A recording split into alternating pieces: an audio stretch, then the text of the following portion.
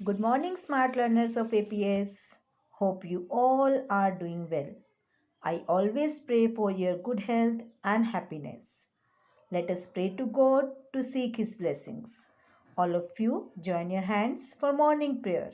तेरी है ज़मीं तेरा आसमां तू बड़ा मेहरबान तू बख्शिश है सभी का है तू सभी तेरे खुदा मेरे तू बख्शिश है तेरी मर्जी से मालिक हम इस दुनिया में आए हैं तेरी रहमत से हम सब ने ये जिस्म और जान पाए हैं तू अपनी नजर हम पर रखना किस हाल में है ये खबर रखना तेरी है जमीन तेरा आसमान तू बड़ा मेहरबान तू बख्शिश है सभी का है तू सभी तेरे खुदा मेरे तू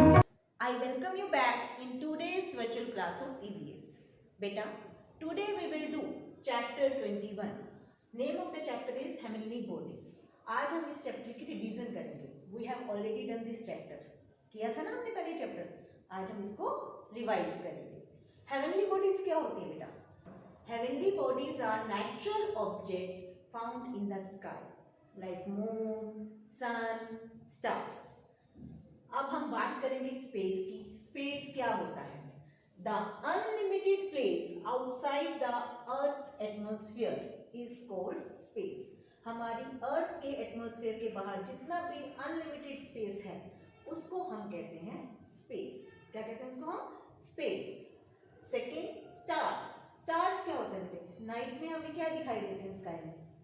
छोटे छोटे ट्विंकलिंग स्टार्स दिखाई देते हैं ना. तो स्टार्स क्या होते हैं? Stars are massive balls of extremely hot gases. Stars massive balls, भारी भारी बॉल्स होती हैं जो कि हॉट गैसेस की बनी होती हैं. And they are very big in size. Stars बहुत बड़े होते हैं साइज में, पर आप कहोगे मैम वो तो हमें छोटी दिखाई देते हैं. Yes, they look small in size because they are far away from us and they have their own heat and light. इनकी अपनी हीट और लाइट होती है. Constellations. Constellations क्या होते हैं? Groups of stars that make some patterns. Groups of stars जो कि एक पैटर्न बनाते हैं स्काई में उन्हें हम constellations कहते हैं. Like Ursa Major, Ursa Minor, Orions. Ursa Major की शेप कैसी होती है बेटा? Big bear. उर्सा माइनर की शेप कैसी होती है? Small bear. और ओरियन की शेप होती है जस्ट लाइक अ हंटर. ठीक है बेटा. आफ्टर दैट हमने पढ़ा था सन के बारे में. सन हम हर रोज देखते हैं ना. We see sun in the sky during day time. The nearest star to the earth is sun. Sun हमारी अर्थ के सबसे नजदीक स्टार है. Sun is a star. अभी हमने बात करी थी स्टार्स क्या होते हैं. Stars are massive balls of extremely hot gases and they have their own heat and light. अब हम जब कह रहे हैं कि सन एक स्टार है तो इट मींस सन की भी अपनी हीट एंड लाइट है. We people on the earth get heat and light from the sun. हम लोगों को अर्थ पर जो हम लोग रह रहे हैं हम सबको हीट और लाइट कहाँ से मिलती है? सन से. सन हमारे अर्थ के सबसे नजदीक स्टार है इसलिए इसका साइज बड़ा दिखाई देता है हमें. The heat and light are the ultimate sources of energy on the earth. जो सन की हीट एंड लाइट है ये हमारी अर्थ पर अल्टीमेट सोर्स है एनर्जी का. इसी से हमें हीट एनर्जी और लाइट एनर्जी मिलती है जिससे कि लाइफ पॉसिबल है ऑन द अर्थ. ठीक है बेटा. बेटा नाइट में हमें स्काई में क्या दिखाई देता है? मून, जिसे हम चंदा मामा भी कहते हैं, है ना. अब मून जो है वो बहुत बड़े साइज का दिखाई देता है. क्यों मून बड़े साइज का दिखाई देता है? Because it is much closer to the earth. Moon earth के काफी नजदीक है इसलिए इसका साइज बड़ा दिखाई देता है. It is the natural satellite of the अर्थ. ये अर्थ का नेचुरल सैटेलाइट है। जो हेवनली बॉडीज प्लैनेट्स के चारों ओर घूमती है उन्हें हम कहते हैं सैटेलाइट्स। क्या कहते हैं उन्हें हम?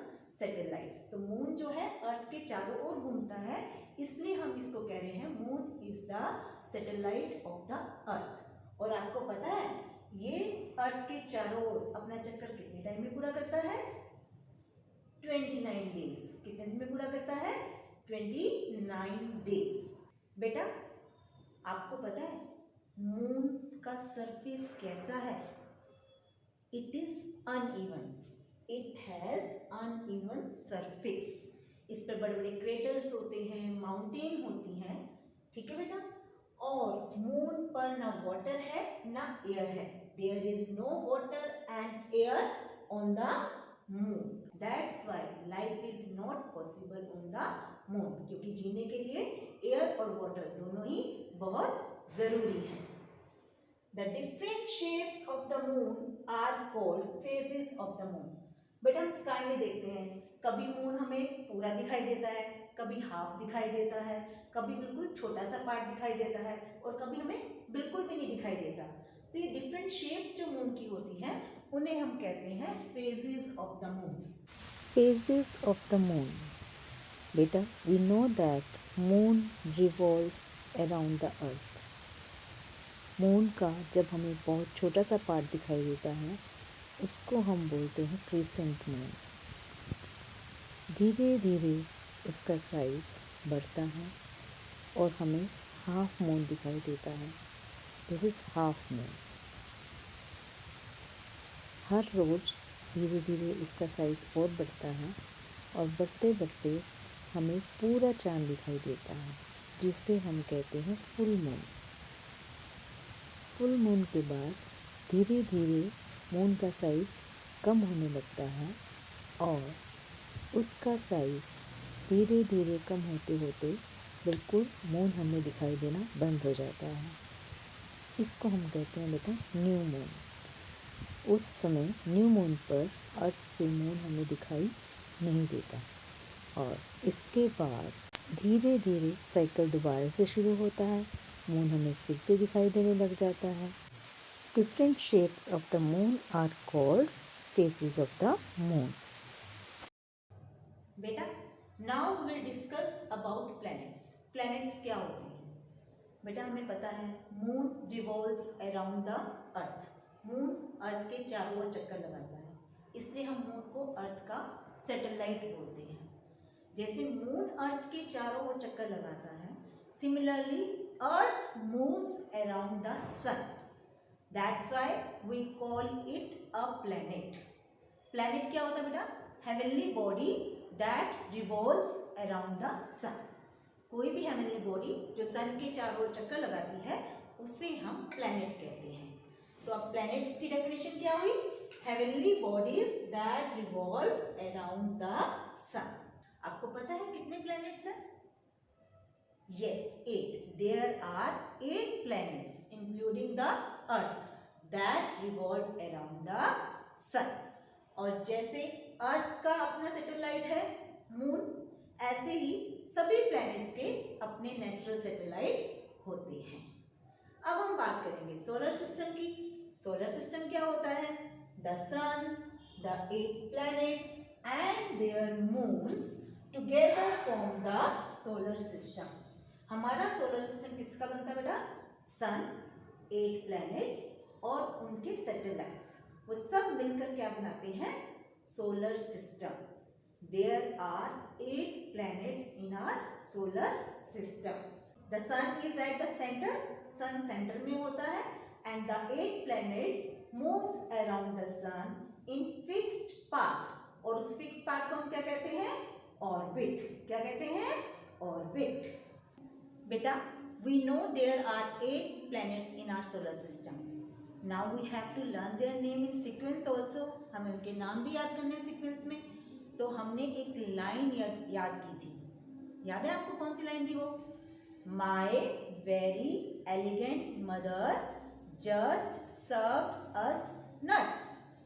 अब इस लाइन के हर वर्ड के फर्स्ट अल्फाबेट से हमारे प्लेनेट का नेम बनता है।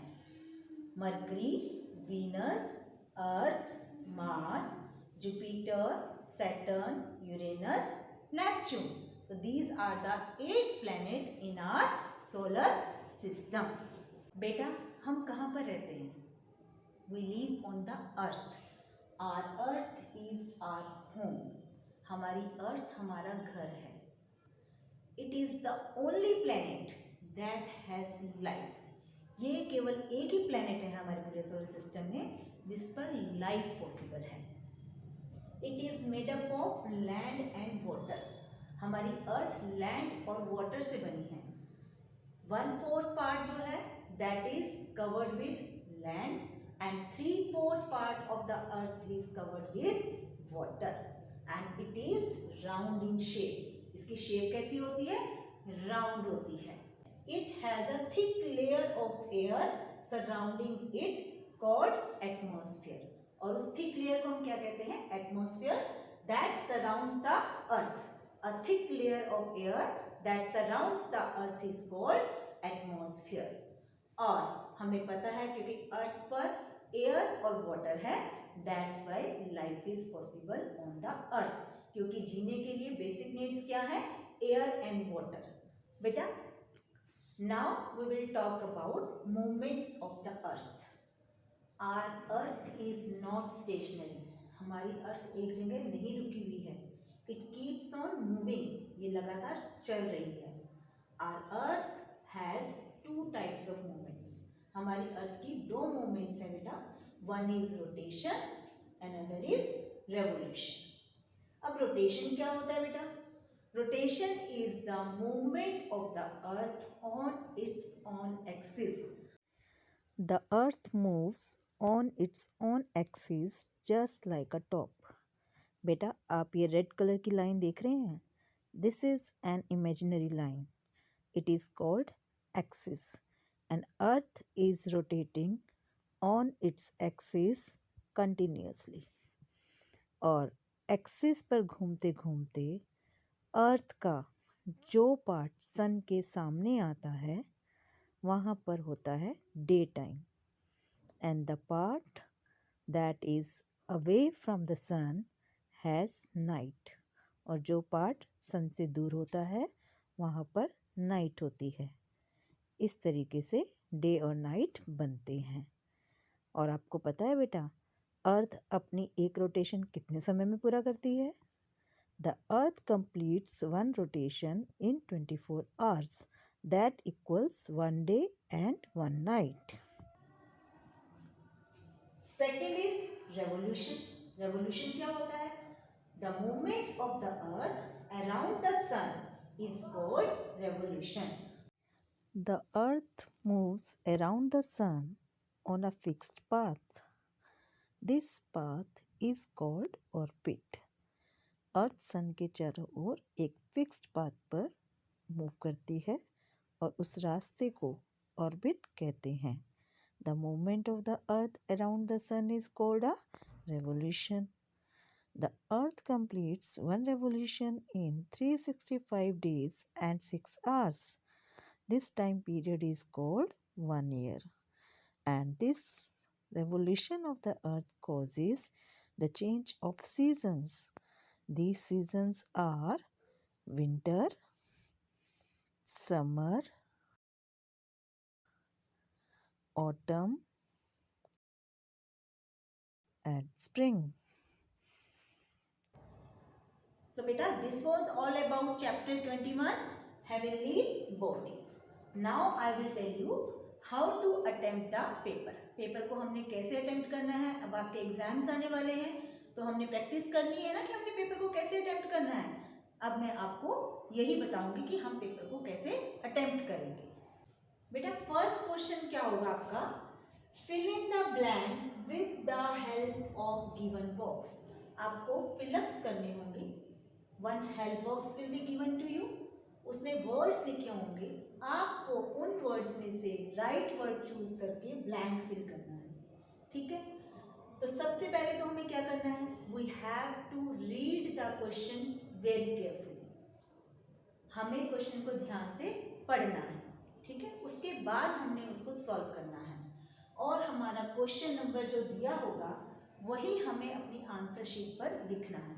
हमें अपने पास से कोई भी नंबर नहीं देना है। यहाँ पर क्या है, क्वेश्चन ए, तो हम भी क्या लिखेंगे, आंसर ए, ठीक है, क्योंकि हमें सिर्फ आंसर्स लिखने हैं। You have no need to write down complete sentence. You have to write down answers only. अब हम करेंगे कैसे, देखिए, first fill up, the surface of the moon is dash. इसको ध्यान से पढ़िए, उसकी हिंदी समझिए और फिर देखिए कि इसमें से जो वर्ड्स गिवन है वो कौन सा करेक्ट आंसर आएगा। मून का सरफेस डैश है। अब हमने रीडिंग करी है, हमें पता है मून का सरफेस कैसा होता है, अनइवन। तो हमारा करेक्ट आंसर क्या है, अनइवन। हम इस पर नंबर 1 लिख देंगे पहले, ताकि हमें याद रहे कि this is the answer of question number 1। अब नंबर 2 पर क्या है, constellations are the groups of dash. Constellation किसको कहते हैं, हम किसका ग्रुप होता है कॉन्स्टिलेशन, अभी मैंने आपको समझाया भी था, ग्रुप्स ऑफ स्टार्स।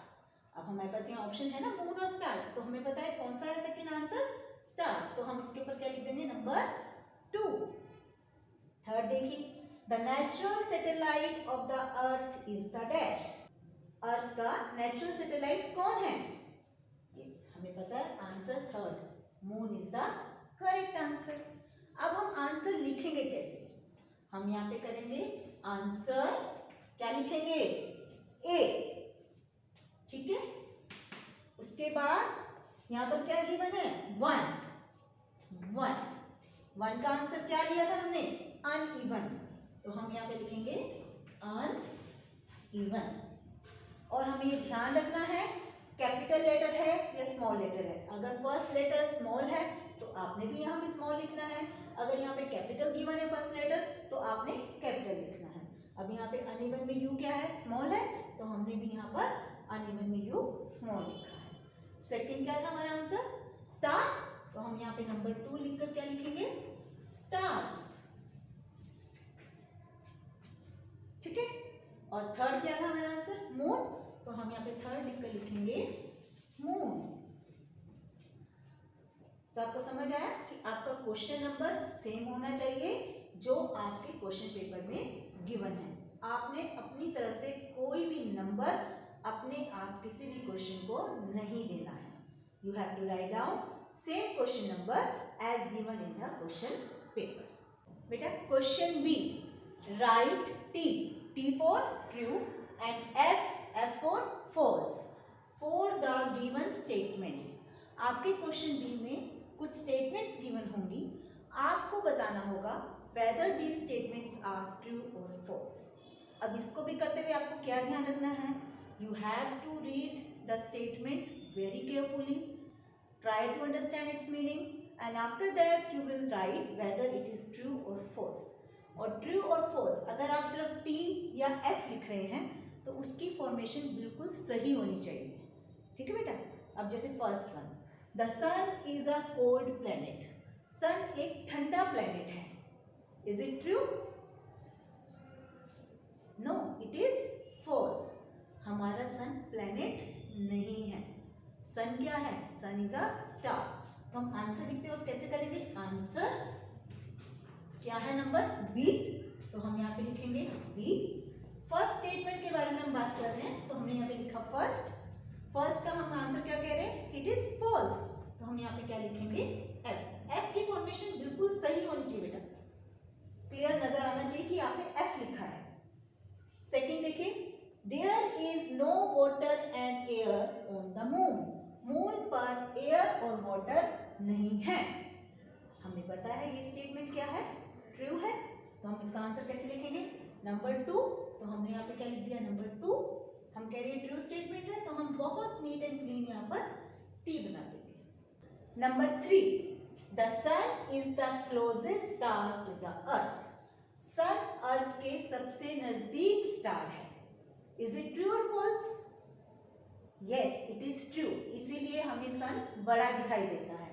तो इसका आंसर लिखते हुए हम क्या करेंगे, आंसर नंबर 3, क्योंकि वहां पर 3 गिवन है और हमारा आंसर ट्रू है तो हम क्या लिख देंगे टी। तो आपको पता चला ट्रू फॉल्स हमें कैसे करने हैं। हमें स्टेटमेंट को ध्यान से पढ़ना है, उसकी हिंदी करनी है. After that we have to mention whether it is true और फॉल्स. और ट्रू और फॉल्स का टी और एफ की फॉर्मेशन बहुत ध्यान से बनाएंगे. ठीक है बेटा. तो बेटा आज हमने क्या सीखा? आज हमने सीखा कि हमारे पेपर में ट्रू फॉल्स आएंगे, वो हमें कैसे अटेम्प्ट करने हैं और फिलअप्स को कैसे अटेम्प्ट करना है. ठीक है बेटा. बहुत ध्यान से आपने पेपर करना है, नीट एंड क्लीन हैंडराइटिंग में करना है. ओके. ठीक है बेटा. तो आप अब बहुत अच्छी तरीके से अपनी पढ़ाई करेंगे. Okay. Take care of yourself. Thank you. Meet you soon in the next video. Bye.